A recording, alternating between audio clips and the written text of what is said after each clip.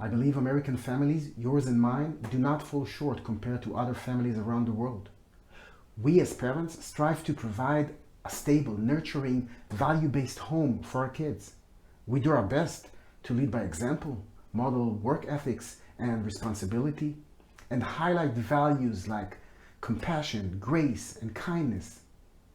And I also believe that our public education in the US can be better for sure, but in terms of academic readiness, they too do not fall short compared to other educational systems around the world.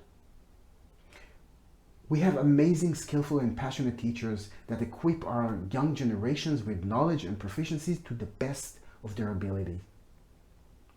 So here's the question. How come US teenagers are falling behind their peers across the world? Almost in every indicator. But even without comparing, our state of teenagers in the US is discouraging and in descent. According to the Alliance of Excellent Education, 1 out of 4 US teenagers will not graduate high school. Only a third of our population will hold a 4-year college degree. This third who graduate from college will then earn 75% more than their high school graduate friends. On average, 35% of US students use an illicit drug in their lifetime, double than their European peers. 1 out of 6 US youth aged 6 to 17 experience a mental health disorder each year. And these are numbers that were collected 3 to 6 years ago. Can you imagine what the numbers look like now, during and post-COVID? And here's another number I want you to remember. Only 7% of our teenagers are engaged in an occasional volunteer activity. Remember this number. We'll come back to it, 7%. But enough with numbers. Clearly, something is wrong. Something is missing from this recipe. Why do our teenagers lack crucial emotional, mental, and social resiliency and the necessary skills to overcome challenges and adversities? And why are they ill-prepared, not to just survive the real world, but rather to excel in the real world, as they should? Why do our teenagers lack the passion and the ability to pursue and pave a better future for themselves? And why are the key adult figures, like me, like you, parents and teachers, are not enough to inspire our teenagers to explore and develop their unique talents? My name is Ariel Lissman. I live in Eugene, Oregon, but I grew up in Israel, where I led municipal teen and young adult department. This department provided countless and diverse opportunities for thousands of teenagers every week to explore, practice, develop, and master their soft skills and talents and build their mental, emotional, and social resiliency. After moving here to this great country, living among amazing people, it is painfully obvious to me that our teenagers' developmental journey is missing this crucial part. An extracurricular infrastructure that is designed to cultivate skills, passion, resiliency, and talent, or in short, spirit. The lack of this component in their day-to-day lives, consistently for 5 to 6 years, is our glass ceiling. It's what holding our future generations from achieving greatness and living healthy and productive lives. The question you're asking now is, aren't you putting too much on some afternoon activity? Why do you draw a direct line between healthy and prosperous life and after-school community service and extracurricular activities? Well, let me explain why. If it's not a worthiness issue or lack of founded values, which is not, then it's only a question of allocating time and space for practicing, sharpening, mastering soft skills and aligning them with personal passion and talent. If we, the parents and teachers, are in many ways their coaches, and they're about to play with the big dogs on Saturday, isn't it obvious that as coaches, we need to allow them enough practice time before the big game? Aren't we preparing them for failure by not providing the resources to excel? What we're failing to provide is the time and place for them to practice. If they'll have the opportunity to explore and experience, build on and master their skills, passion, resiliency, and talent, we'll see a whole different type of young adults with different set of beliefs sense of evidence-based worthiness, fully developed soft skills, and higher clarity of what is available for them in this world. Instead of settling for an average future, which is not more than a cloned one of their family's past circumstances. What it means for us, we have the responsibility to build an infrastructure designed with the intention to stimulate their passion and talents and provide opportunities to pursue them. Allocated time and space need to be consciously created to create this safe haven. The safe haven that will help our young generation write a new story for themselves, for our communities. But before we move on, I want to explain you something. This is not a pitch for a super great teens program. There are wonderful programs and services for teenagers across the country. Some of them for advanced teenagers, and most of them are directed at mitigating social, academic, and economic disparities. These are great solutions for specific at-risk groups, and they're working, and they should continue and thrive. Today, we're talking about America's new silver bullet, a revolution in how we think, prioritize, allocate, and design our cities to serve all the teenagers community in the country. It's about how we support the entire teens population and springboard them to fulfill their true potential. And after 20 years of working and leading municipal departments for teen and young adults in Israel, I want to tell you what allocating time and space, building a safe haven for all teenagers should look like. It starts with cementing a much needed bond between our local government and our school districts, a bond that symbolizes the shared faith and commitment of the two most significant governing bodies in our lives. The schools will make community service a requirement for every teenager from the 8th to the 12th grade, 60 hours every year. In response, your local government will operate programs and facilitate and coordinate opportunities for our teenagers to fulfill the school's requirement. The 8th and the 9th graders will spend their time exploring and tasting different types of community needs and work on projects and events with a designated adult mentor. In these 2 years, they'll have the opportunity to practice teamwork, critical thinking, communication style, leadership roles, and learn about themselves and their community. The 10th and 11th graders will work in teams and individually across the community in and on any project they'll choose. They'll have the opportunity to take their skills to a higher level, plan, execute, and impact their community in unbelievable ways. By the time they reach the 12th grade, they will take on leadership roles in the system itself and also have the opportunity to pursue internships in the public and the private sectors as part of their career exploration journey. As a youth development director in a city with 12,000 teenagers, I've operated and supervised tens and hundreds of small groups operating from community centers, YMCAs, youth centers, while simultaneously coordinated the placement and thrive of thousands more in a community-based organizations like the city, the police department, paramedics, the firefighters, clinics, hospitals, animal shelters, nonprofits, art, sports and recreation programs, and many more. It takes a village to raise our kids. We have a village. Let's raise our kids for success. You want to hear the irony?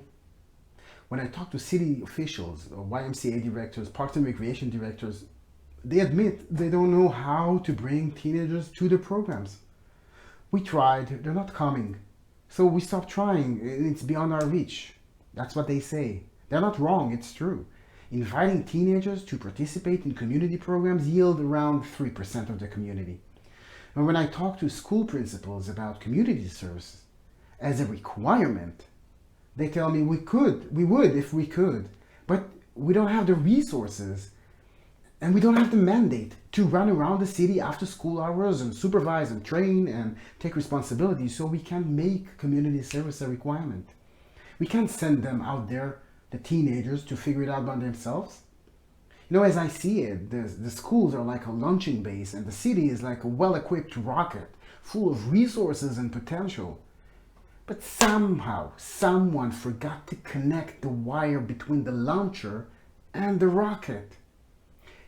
Based on successful experience in municipal settings and community collaborations, I have compiled a proven, ready to implement roadmap named Spirit City. And my goal is that every county and every city in the United States will implement this roadmap for the benefit of the whole large teenager community. The roadmap describes the bond and the responsibilities that the city and the schools will share. It elevates and positions your city as the lead facilitator of municipalities' resources and platforms. These platforms and opportunities will strengthen the teenagers' social awareness, resiliency, innovation, and problem-solving skills. The roadmap will also lays out a proven structure to identify and tailor special programs for youth at risk in your community to prevent most of them from ending up in the justice system. I will say it one more time. We can prevent most of our at-risk teenagers ending up in the justice system by creating a citywide extracurricular and community service network. Remember in the beginning I asked you to remember the 7%. 7% of the teenagers who are involved in sporadic volunteering each year. With your help, with the roadmap, 70% will be engaged week after week, month after month for 5 years. 70. Now I told you, it's not a program. It's a new future for our teenagers, for all of us. So we talked about skills, resiliency, passion, and talent, but there's more to this story. As I witnessed in my many years of doing this, a fully implemented Spirit City will significantly reduce crime and health problem rates, will increase employment and academic readiness. Crime, health, employment, academic attainment are crucial indicators for city quality of life. Moreover, it will lift up and remove barriers of diversity and equity in our communities. See, when teenagers from different backgrounds and lived experience choose to volunteer in the fire station or at an animal shelter, they have the opportunity to develop their own self-identity while learning to embrace and grow from human diversity. Through a citywide after-school network, we can integrate diversity in our culture in a natural and genuine manner. Remember, no prejudice or biased opinion will ever overpower our own lived experience. Young people who grow up in a city where color, accent, ethnicity, culture, geography, and demographics are just the beginning of a conversation, not a conclusion of one, will be able to expose and dispute subtle or blatant bias wherever they see it. Now, I hear people say that diversity and equity should be resolved through restructuring our systems top to bottom. Well, don't you want the next people to sit on the bench in court, in a police car, legislate laws, hire employees, teach in schools and universities to be those people who interacted with inspiring and diverse minds from different walks of life, offering unique perspectives and opportunities to challenge any existing dispositions? That is what we get with Spirit City. Some of you are wondering now, how much will it cost, right? Our state, to our city, to our country, to invest in such an elaborated, comprehensive system and build it almost from scratch. I want to tell you what it will cost you not to. The discouraging trends and trajectories I mentioned in the beginning of this video are what should keep us all awake at night. If we fail our teenagers, if we fail to implement today a silver bullet that will change the course of these trends, we will continue to see rising rates of crime and drug dependency, an alarming increase of our physical and mental health crisis, rapidly declining rates of employment readiness and education attainment. And my friends, these indicators, they don't care about color and accent or other demographics. If it hasn't yet, it will knock on all our doors, one way or another. So here's a question. How will we know it actually works? That if we provide these opportunities for everyone, we'll see these amazing results? Well, you already know it works.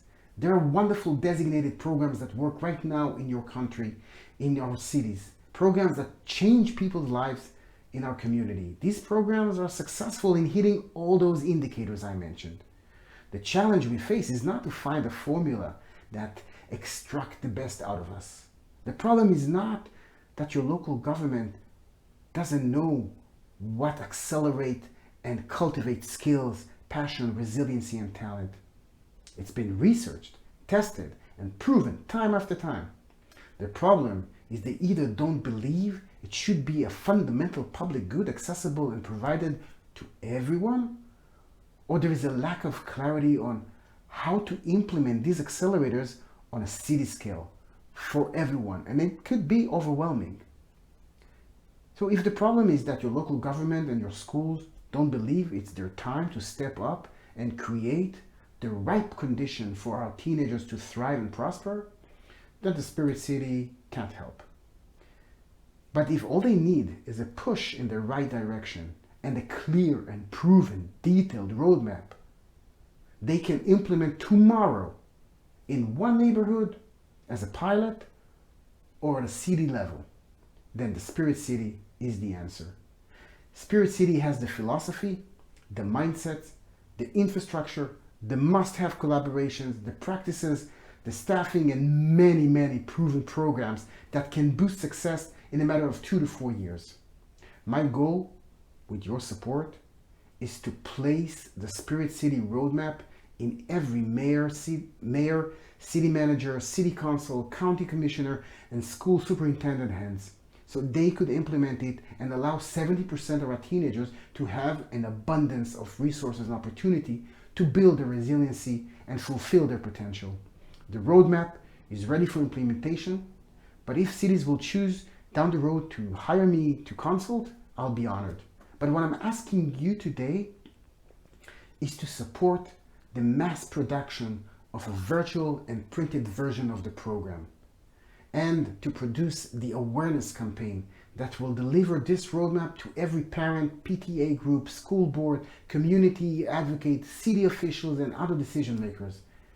I need your help to build a grassroots movement that will convince our local governments to sign a new moral and social contract with us, the people. With your support, we will raise $200K for this campaign. Now, if you donate 4K or more, it will earn your city a free 8 weeks training done by me. But regardless, any donation, of course, any donation will be much appreciated. If you have any questions, if you have any ideas and connection we can leverage to bring Spirit City to every household and city hall in America, please contact me. With your generous contribution, our teenagers will stop living a probable life and start living the life they deserve.